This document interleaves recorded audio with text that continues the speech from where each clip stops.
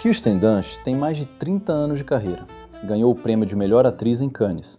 Trabalhou com alguns dos diretores mais respeitados do mundo. E mesmo assim, quando você pensa nas grandes estrelas de Hollywood da geração dela, Cameron Diaz, Reese Witherspoon, Charlize Theron, o nome dela quase não aparece. Por muito tempo, a explicação fácil foi essa: Hollywood a esqueceu. Mas quanto mais você olha para a carreira dela, mais essa explicação parece insuficiente.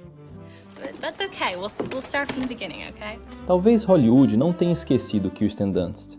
Talvez Kirsten Dunst simplesmente nunca tenha se tornado o tipo de estrela que Hollywood sabe recompensar. Vamos começar em 1994. Kirsten Dunst estava com 11 anos quando entrou no set de Entrevista com o Vampiro, de Neil Jordan. O filme era grande. A produção custou 60 milhões de dólares e estava rolando uma polêmica enorme envolvendo a escalação de Tom Cruise como Lestat. Mas quando o filme estreou, a crítica tinha uma opinião unânime sobre quem tinha roubado a cena: a criança. Cláudia é um dos personagens mais perturbadores da ficção gótica americana. Uma menina que foi transformada em vampira aos 5 anos, presa para sempre num corpo infantil enquanto sua mente envelhece por décadas. É um papel que pede ao mesmo tempo inocência e crueldade, ternura e horror. E Kirsten Dunst entregou tudo isso com uma precisão que desconcertou quem assistiu. O que ela faz nesse filme é tecnicamente impressionante para qualquer atriz, independente da idade, mas é a naturalidade que choca. Minha leitura é que esse filme estabeleceu muito cedo o padrão que ia definir a carreira dela. Kirsten Dunst não é uma atriz que busca a simpatia do público. Ela busca a verdade do personagem, mesmo quando essa verdade é desconfortável. Se em Entrevista com o Vampiro ela mostrou que conseguia habitar um personagem perturbador com total convicção, o próximo passo foi trabalhar com uma diretora que fez exatamente isso, a marca registrada do seu cinema. As Virgens Suicidas foi o primeiro longa de Sofia Coppola.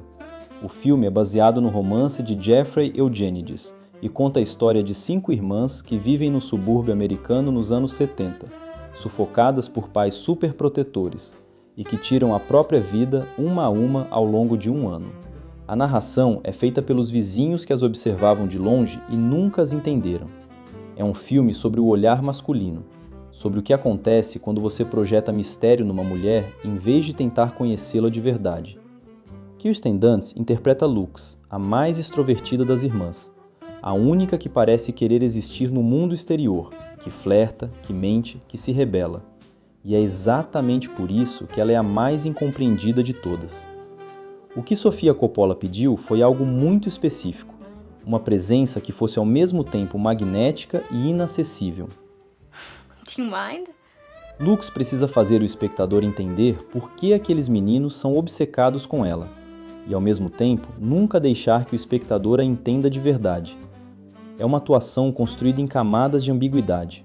Na minha opinião, esse é o filme em que ela e Sofia Coppola estabeleceram uma linguagem em comum, uma cumplicidade artística que ia se aprofundar anos depois. Mas aí veio o papel que definitivamente colocou Kirsten Dunst no centro do cinema comercial americano. Homem-Aranha, de Sam Raimi, foi o maior filme do mundo em 2002, e Kirsten Dunst estava no centro disso tudo como Mary Jane, a garota de quem Peter Parker é apaixonado desde criança. O problema é que Mary Jane é, estruturalmente, um personagem de suporte. Ela existe para ser resgatada, para ser o coração emocional de uma história que não é sobre ela. Isn't it funny? I'm really kind of embarrassed. E Kirsten Dunst fez o que qualquer boa atriz faz numa situação dessas. Encontrou a humanidade dentro das limitações do roteiro. Mas aqui começa uma dinâmica que vai perseguir ela por anos. O sucesso do Homem-Aranha foi atribuído ao carisma de Tobey Maguire, a visão de Sam Raimi, a nostalgia pelo personagem. Kirsten Dunst ficou conhecida apenas como a namorada. Durante anos, o nome de Kirsten Dunst foi sinônimo de franquia de super-herói, sem que ela tivesse recebido o reconhecimento que esse tipo de papel costuma gerar. Essa trilogia é a prova mais clara do que Hollywood faz com atrizes que não se encaixam no molde específico. Ela não era a atriz de ação, não era a comediante, não era a diva dramática. Era algo mais difuso e mais honesto, e Hollywood não sabia o que fazer com isso. Em 2006, Sofia Coppola e Kirsten Dunst voltaram a trabalhar juntas, e o resultado foi um dos filmes mais mal compreendidos da década.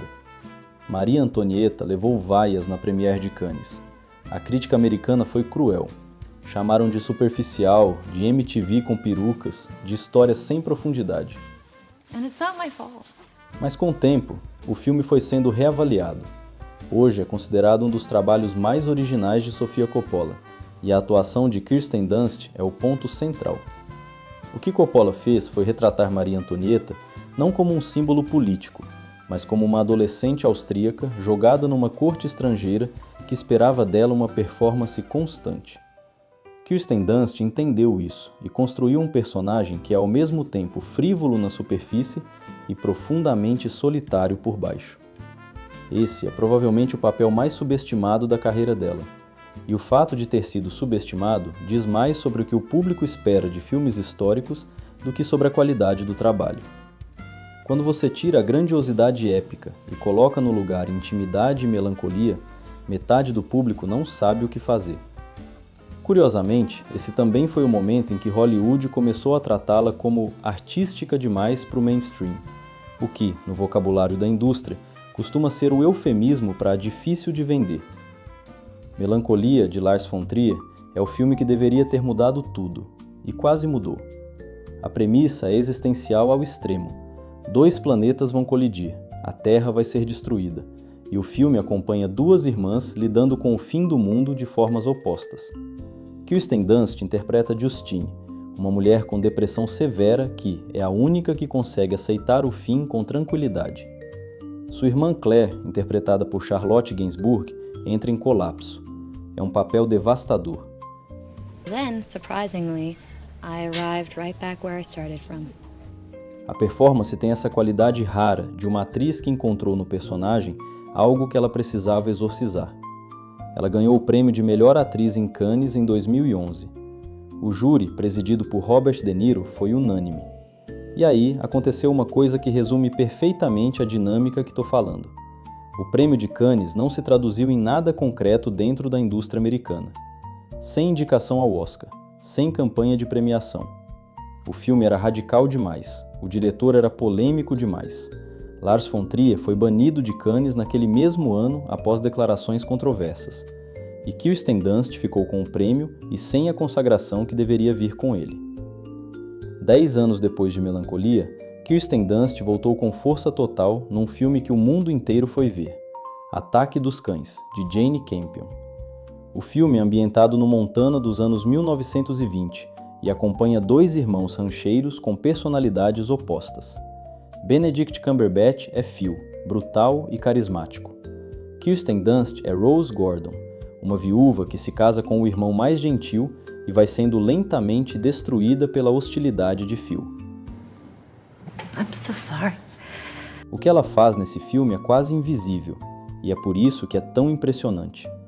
Rose não tem grandes discursos, não tem momentos de confronto explícito. Ela vai se apagando, bebendo mais, tocando piano com menos frequência, sorrindo menos. Kirsten Dunst recebeu sua primeira indicação ao Oscar por esse papel. Primeira indicação, depois de 30 anos de carreira. A recepção foi calorosa e justa, mas tinha uma ironia dolorosa nisso tudo. Porque o que ela fez em Ataque dos Cães não é radicalmente diferente do que ela vinha fazendo desde os anos 90. A diferença foi o contexto. Um filme de prestígio, uma diretora respeitada, uma plataforma de streaming com campanha de premiação. Hollywood finalmente a enquadrou num formato que sabia reconhecer. Kirsten Dunst começou a carreira roubando um filme de Tom Cruise aos 11 anos. Passou por trilogias bilionárias, por diretoras visionárias, ganhou em Cannes e esperou 30 anos pela primeira indicação ao Oscar. Ela fez muitos personagens que pedem do espectador uma atenção que vai além do óbvio, que existem nas margens da simpatia fácil, que Hollywood não sabe transformar em cartaz de franquia ou em discurso de premiação. Hollywood sempre soube exatamente onde ela estava. O problema é o lugar onde ela escolheu existir.